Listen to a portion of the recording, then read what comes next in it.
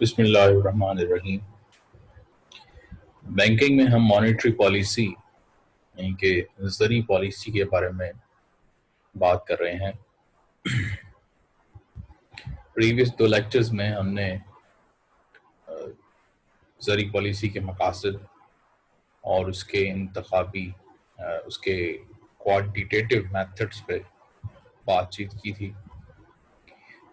کچھ مزید میتھڈز بھی ہیں مانیٹری پالیسی کو امپلیمنٹ کرنے کے لیے اور مانیٹری پالیسی کو کامیاب بنانے کے لیے۔ مانیٹری پالیسی کیا تھی، ایک بار پھر دہراتا ہوں۔ مانیٹری پالیسی ہے کہ مرکزی بینکس ہر ملک کی معیشت کو بیلنس اور توازن کی صورت حال میں رکھنے کے لیے، اس کی بھلائی کے لیے، اس کے فائدے کے لیے ملک میں افراط زر کو کنٹرول کرتے ہیں اور تفریط زر کو کنٹرول کرتے ہیں۔ افراط زر مہنگائی کی شکل اختیار کر جاتا ہے اور تفریط زر لوگوں کی آمدنیوں میں کمی کا باعث بنتا ہے۔ افراط زر وہ صورتحال ہے جب معیشت کو چلانے کے لیے زیادہ پیسہ مارکیٹ میں آ جائے اور وہ پیسہ ضرورت سے زیادہ ہو، وہ پیسہ پروڈکشن سے، ویلتھ کریشن سے زیادہ ہو۔ ایسی صورتحال میں پیسے کی ویلیو گر جاتی ہے اور پرائسز بڑھنا شروع ہو جاتی ہیں۔ اس کی وجہ کاسٹ بھی ہو سکتی ہے، لیکن کئی بار منی سپلائی کی وجہ سے ہی پرائسز میں اضافہ دیکھنے میں آتا ہے۔ پیسے اور قرض کی اس صورتحال کو کنٹرول کرنے کے لیے مرکزی بینک افراط زر کو کنٹرول کرنے کے طریقے استعمال کرتا ہے۔ ان طریقوں کے استعمال کو ہی زرعی پالیسی کہا جاتا ہے۔ اس کے الٹ تفریط زر ہے جب لوگوں کو ان کے معاوضے پورے نہیں مل رہے ہوتے، یا یوں کہہ لیں کہ پروڈکشن جتنی ہوتی ہے اتنی مقدار کے کرنسی نوٹ مارکیٹ میں موجود نہیں ہوتی، روپیہ اوور ویلیو ہو جاتا ہے، تو اس صورتحال میں بزنس کرنے میں پرابلم آ جاتے ہیں اور مزید ترقیاتی کاموں اور انویسٹمنٹس کے لیے پیسہ درکار ہوتا ہے۔ ایسی صورتحال میں مرکزی بینک تفریط زر کو کنٹرول کرنے کے لیے انتخابی کنٹرول اور کوانٹیٹیو میتھڈ استعمال کرتا ہے، جس کو ہم زرعی پالیسی کہتے ہیں۔ آج ہم ان میتھڈز کا دوسرا حصہ یعنی کہ انتخابی کنٹرول عمومی طریقوں پہ بات کرنے جا رہے ہیں۔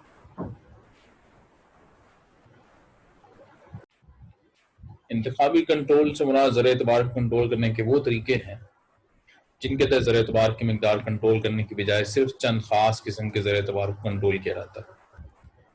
اس کا بنیادی مقصد ہے معاشی لحاظ سے سود مند مقاصد کے لیے زیادہ مقدار میں اعتبار زر فراہم ہو سکے، اور جن چیزوں کے لیے پیسہ سپلائی کرنا بہتر نہیں ہے ان کے لیے پیسے کی سپلائی کو روک لیا جائے۔ اس میں پہلا طریقہ ہے حد مختتم میں تبدیلی، چینج ان مارجن ریکوائرمنٹ۔ تجارتی بینک جب قرضے جاری کرتے تو گاہکوں کی منقولہ یا غیر منقولہ جائیداد کو بطور رہن رکھتے ہیں۔ قرضوں کی مالیت اثاثوں کی بازاری قدر و قیمت سے کم رکھی جاتی ہے۔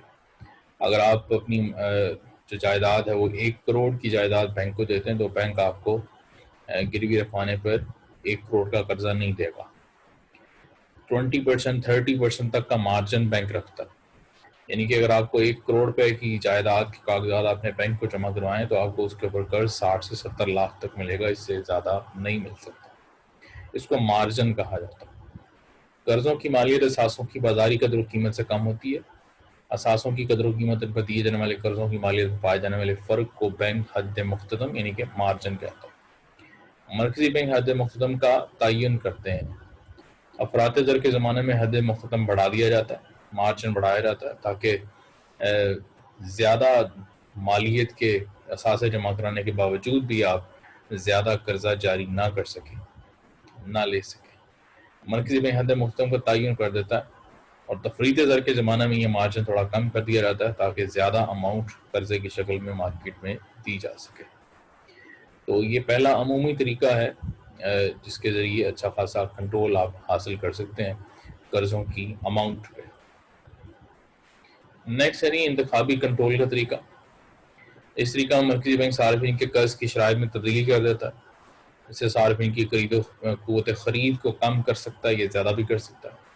اس سے قسطوں پر اشیاء کی خرید و فروخت پر اثر پڑتا ہے. صارفین کے قرض کی شرائط مثلا قسطوں کی تعداد میں ایسی شرائط لگا دی جاتی ہیں. پہلی قسط کی مقدار اور کفالت کی شرائط میں تبدیلی کر کے اس قرض کو حاصل کرنے کی حوصلہ شکنی کر سکتے ہیں. یا کبھی کبھار شرائط کو نرم کر دیا جاتا ہے تاکہ زر اعتبار کی تخلیق کا عمل شروع ہو جائے. اب ہم جانتے ہیں کہ جب بھی ہم قرض جاری کرنے کی حوصلہ شکنی کر رہے ہیں تو ہم افراط زر کا شکار ہیں، تو اس سے نمٹنے کے لیے ایسا کرتے ہیں. اور جب ہم ان شرائط کو نرم کرتے ہیں اس کا مطلب کہ ہم تفریط زر کا شکار ہیں، ہم تفریط زر سے نمٹنے کے لیے سب کچھ کر رہے ہیں. اخلاقی ترغیب کیا ہے کہ مرکزی بینک تجارتی بینکوں کو اخلاقی ترغیبات کے تحت مائل کرنے کی کوشش کرتا ہے اور مقاصد کے لیے قرض جاری نہ کرے جن کی وجہ سے ملک میں افراط زر جنم لے رہی. یعنی کہ تجارتی بینکوں کو کہا جاتا ہے کہ آپ صرف پروڈکٹیو کاموں کے لیے قرض جاری کریں، ان پروڈکٹیو یا کنزیومر لونز جاری نہ کریں جس سے صرف اور صرف پیسہ مارکیٹ میں آتا ہے اور اس کا کوئی خاص پروڈکٹیو فائدہ ملک کی معیشت کو نہیں پہنچتا. اخلاقی ترکین کا خاطر خواہ اثر نہیں ہوتا، لیکن ترقی یافتہ ممالک میں اس کی یہ ترغیبات بڑی کارگر ہیں. اب کمرشل بینک تقریباً ہر جگہ پہ کوشش کرتے ہیں کہ کنزیومر لون سے بچا جائے. کنزیومر لوننگ میں ایک مسئلہ یہ بھی ہے کہ فہرستی بینک کنزیومر لوننگ سے بچتے ہیں، لیکن جو مائکرو فنانس بینکس ہیں اور جو دوسرے بینکس ہیں جو انٹرسٹ فری لونز دیتے ہیں وہ مرکزی بینک کے اس کنٹرول سے باہر ہوتے ہیں، تو کنزیومر لون جاری رہتا ہے. نشر و اشاعت. مرکزی بینک ملک کے معاشی، صنعتی اور تجارتی حالات کے مطابق وقتاً فوقتاً اطلاعات اور تبصرے جاری کرتا رہتا ہے جن کی روشنی میں تجارتی بینک بالعموم اپنی پالیسیاں خود مرتب کر لیتے ہیں. ایک فائدہ تاجروں کو یہ بھی پہنچتا ہے کہ وہ ان اطلاعات کے مطابق بینک کو صرف لین دین بھی ترتیب دے لیتے ہیں کہ ہمیں کب بینک سے قرضہ لے لینا چاہیے، کب اپلائی کر دینا چاہیے اور کب واپس کر دینا چاہیے. براہ راست اقدام. مرکزی بینک یہ دیکھتا ہے کہ زر کی مقدار کنٹرول کرنا اس سے دشواری ہو رہی ہے. پچھلے تمام میتھڈز میں ہر ایک میتھڈ میں ہم مفروضے رکھتے ہیں، شرائط رکھتے ہیں. اگر ان شرائط کو پورا کرنے میں مرکزی بینک کو مشکل ہوتی ہے تو مرکزی بینک اپنی پالیسی پر عمل ہوتا اگر نہیں دیکھتا تو براہ راست قدم اٹھاتا ہے.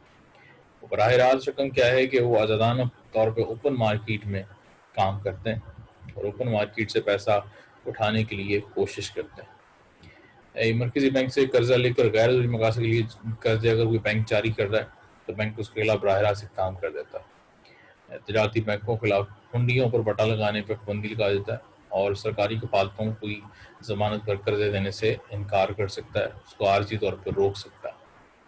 صرفی قرضوں پر کنٹرول. یہ بھی میں بتا رہا تھا کنزیومر لونز کے بارے میں. صرفی مقاصد کے لیے دینے والے جو قرضے ہیں وہ ملک میں افراط زر کا باعث بنتے ہیں اور یہ کوئی پروڈکٹیو کام نہیں ہوتا. کنزیومر لون اسے کہتے ہیں کہ جب آپ اپنے روزمرہ کے استعمال کے لیے پیسہ لیتے ہیں، کہیں سے ادھار لیتے ہیں، تو بینکس آج کل کنزیومر لوننگ نہیں کرتے. بہت کم بینکس ایسے ہیں جو مائکرو فنانس لوننگ کرتے ہیں اور اس پر اچھا خاصا انٹرسٹ ریٹ چارج کرتے ہیں. تو یہ کنزیومر لوننگ جو ہے پروڈکٹیو نہیں ہوتی، اس لیے اس کی واپسی کے مسائل بہت زیادہ ہیں. تو تجارتی بینک اسی وجہ سے یہ قرضے زیادہ جاری نہیں کرتے. عام طور پہ پرسنل لونز دیے جاتے ہیں سیلریڈ پرسنس کو، کیونکہ ان کی سیلریز کے بارے میں تقریباً کنفرم ہوتا ہے کہ وہ سیلری جاری رہیں گی، تو وہ کنزیومر لون واپس کر دیں گے. لیکن بینکوں کو ہدایت کی جاتی ہے کہ وہ صرفی قرضوں سے اجتناب کریں.